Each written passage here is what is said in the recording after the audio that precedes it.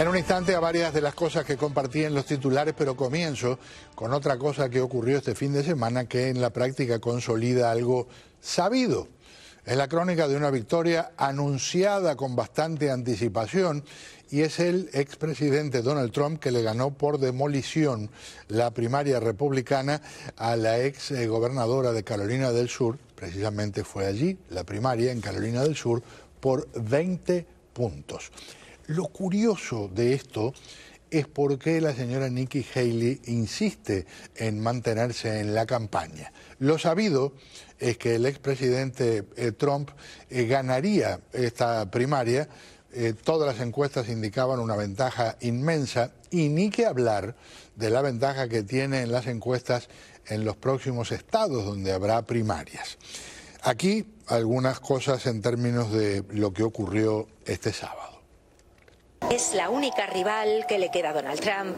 Nikki Haley, antigua embajadora ante la ONU, que les gusta a sus seguidores de ella. Es muy inteligente, se une a la gente, no es divisiva, no miente ni tiene cargos en su contra. Josh votó a Trump la última vez, pero ahora dice que es como un niño con rabietas. Arnold votó a Biden, ahora prefiere un cambio, sangre nueva. Elizabeth es republicana de toda la vida, pero el partido ha cambiado tanto que le cuesta reconocerlo. La propia Nikki Haley dice que esto es una lucha entre David y Goliat, pero también dice que no se va a rendir. Y aquí, Goliat. Trump promete deportaciones masivas y promete proteccionismo, poner a Estados Unidos primero. Ha ganado en todos los estados que han votado, es el favorito en todos los que faltan y ya está hablando de las generales. Joe Biden, estás despedido. ¿Qué les gusta a sus votantes de él? Sus ideas para la economía, que es un líder fuerte y se hace respetar por otros países. Y sí, lo votarán incluso si un juez lo condena a ir a la cárcel. Aquí lo que más preocupa es la frontera y la economía. Este matrimonio está dividido, ella está con Haley, él con Trump. Nuestros hijos nos piden que no hablemos de política porque duele, dicen. Son las dos facciones del Partido Republicano. David contra Goliat. Algo de lo que dijeron el señor Trump y la señora Haley. Thank you very much. Wow. That is really something. This was a little sooner than we anticipated. It was an even bigger win than we anticipated. And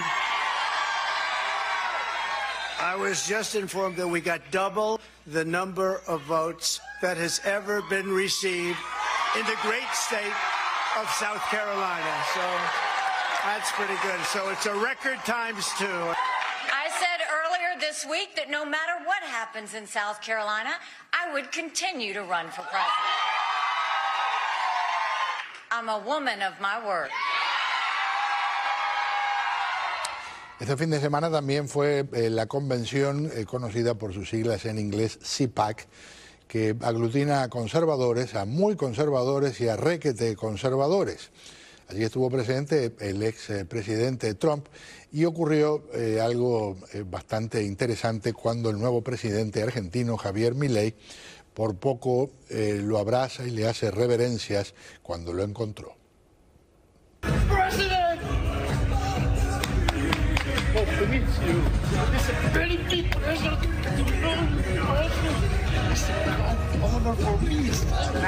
Make Argentina great again. Come on, let's have some pictures.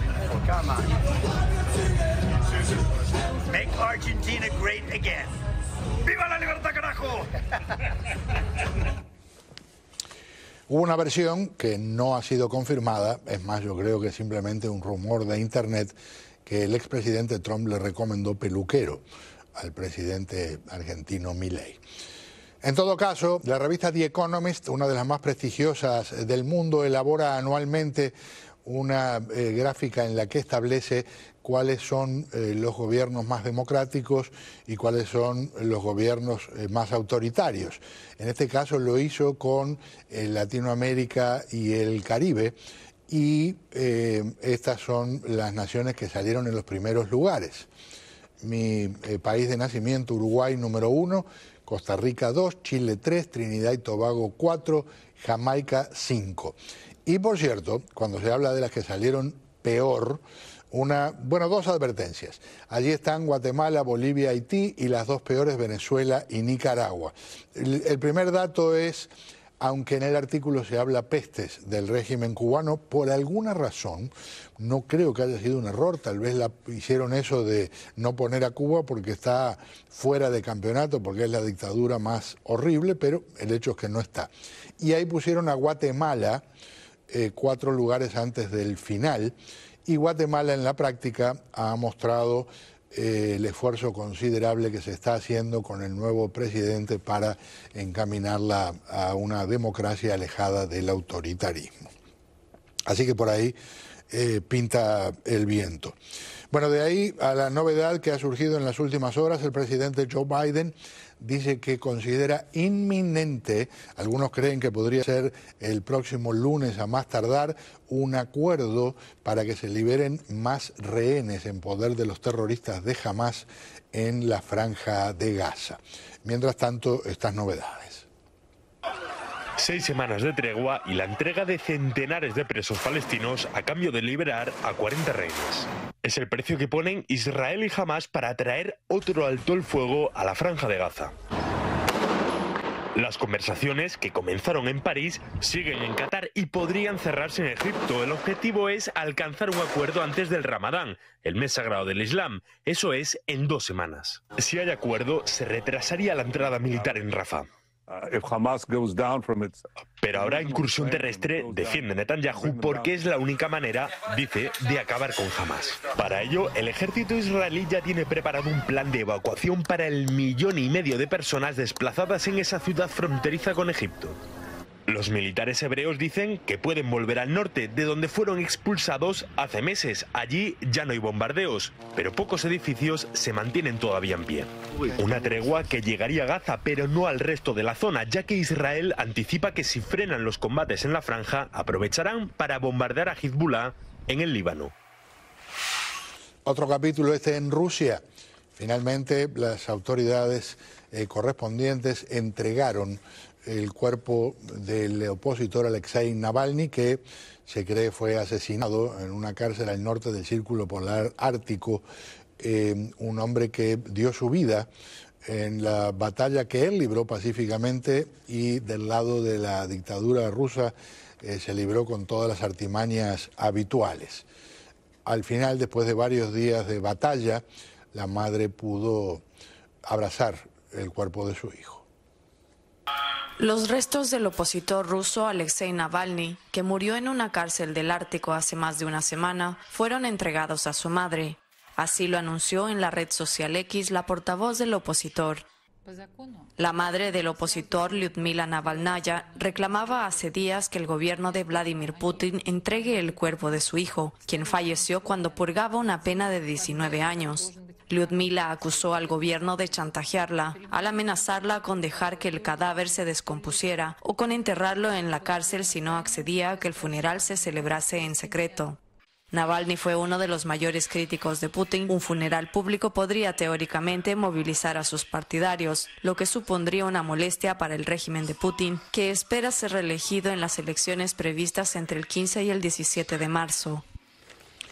De aquí a la capital mexicana con un llamado de alerta estremecedor. México enfrenta una crisis de agua que es propiciada por varios factores. El cambio climático es uno de ellos. Se refleja en las alteraciones en los patrones de lluvia, exacerbando la sequía en algunas regiones y aumentando la frecuencia e intensidad de fenómenos climatológicos extremos como sequías e inundaciones.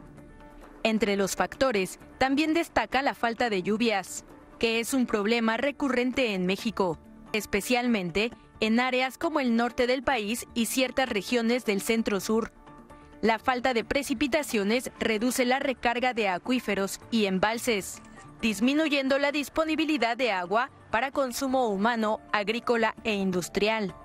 Además, la sobredemanda del agua embotellada también favorece a la crisis, pues existe una sobreexplotación de recursos hídricos y es problema también de los residuos plásticos.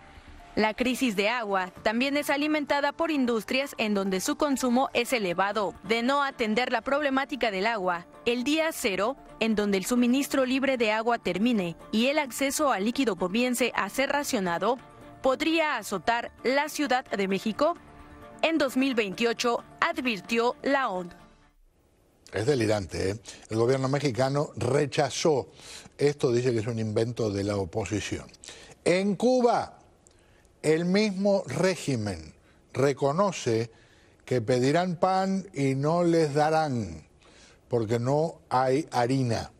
Parece que fracasó alguna negociación para importar la base con la que se construye el pan, y el resultado es que se espera que durante semanas, creen que hasta abril no se resolvería el tema, y piensan que en gran parte, algunos creen la mayoría de las panaderías en Cuba se llamarán panaderías, pero de pan, poquito y posiblemente nada.